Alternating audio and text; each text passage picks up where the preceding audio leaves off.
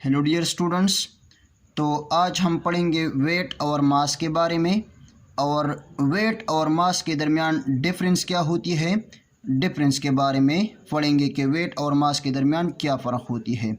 तो पहले हम आते हैं वेट और मास की डिफिनीशन की तरफ। The force due to which earth attract the bodies is called weight. वो फोर्स जिसकी वजह से अर्थ अट्रैक्ट करती है बॉडीज़ को, उस फोर्स को हम कहते हैं weight. The force due to which earth attract the bodies is called weight. यानी वो फोर्स जिसकी वजह से अर्थ कोई बॉडी को अट्रैक्ट करती है, तो इस फोर्स को हम कहते हैं weight. The quantity of matter in an object is called mass. Quantity of matter को कहते हैं मास। मास को हम इस तरह भी डिफाइन कर सकते हैं कि the contents in a body is called mass. Contents जो है ये पार्टिकल्स को कहते हैं। So the contents in a body is called mass. Mass की मुख्तलिफ़ किस्म के डिफिनीशंस है। यहाँ पर हमने एक डिफिनीशन लिखा हुआ है कि the quantity of matter in an object is called मास। अब हम आते हैं वेट और मास की रिप्रेजेंटेशन की तरफ। Weight is denoted by W, mass is denoted by M। Weight को हम रिप्रेजेंट करते हैं W से और मास को रिप्रेजेंट करते हैं M से। Weight is a vector quantity, mass is a scalar quantity.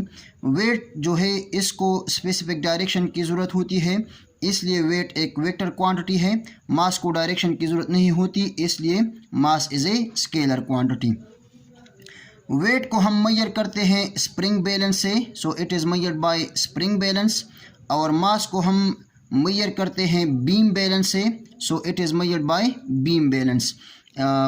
इसको बीम बैलेंस को फिज़िकल बैलेंस भी कहते हैं, so it is measured by beam balance और physical balance. The unit of weight is newton. Weight की unit जो है ये न्यूटन होती है, चूँकि वेट एक फोर्स है और फोर्स की यूनिट न्यूटन होती है, इसलिए वेट की यूनिट भी न्यूटन होगी। The unit of mass is kilogram, और मास की जो यूनिट है ये किलोग्राम होती है। Weight change from place to place. Weight जो है ये चेंज होती है एक जगह से दूसरी जगह। Mass it remain constant everywhere.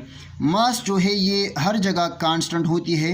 यानी अगर हमारे पास एक जिस्म है, अर्थ पर उसकी मास 50 किलोग्राम है, तो मून पर भी उस बॉडी की जो मास है ये 50 किलोग्राम होगी। लेकिन वेट जो है ये चेंज होगी अर्थ पर और मून पर। अर्थ पर अगर किसी बॉडी का वेट ज़्यादा है तो मून पर उस बॉडी की वेट कम होगी। क्योंकि ग्रेविटी जो है ये अर्थ की ज़्यादा होती है, तो वेट भी ज़्यादा होगी। और मून पर ग्रेविटी कम है, इसलिए वेट भी कम होगी।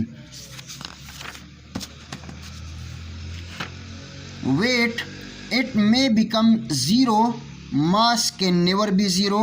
वेट जो है ये ज़ीरो हो सकती है और मास जो है ये कभी भी ज़ीरो नहीं हो सकती। यानी जिस जगह पर ग्रेविटी की वैल्यू ज़ीरो होती है वहाँ पर वेट जो है ये ज़ीरो होगी, लेकिन मास जो है ये कभी भी ज़ीरो नहीं हो सकती। Weight can be measured by the formula W is equal to mg।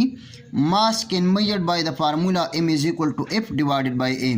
यानी वेट को हम मेजर करेंगे formula W is equal to mg से, और मास को हम मेजर करेंगे इस फार्मूला की मदद से कि m is equal to f divided by a। अगर हम फोर्स को डिवाइड कर दे एक्सेलरेशन से तो ये हमें देगा mass. So mass can be measured by the formula m is equal to f divided by a। So thank you very much and all the very best of luck.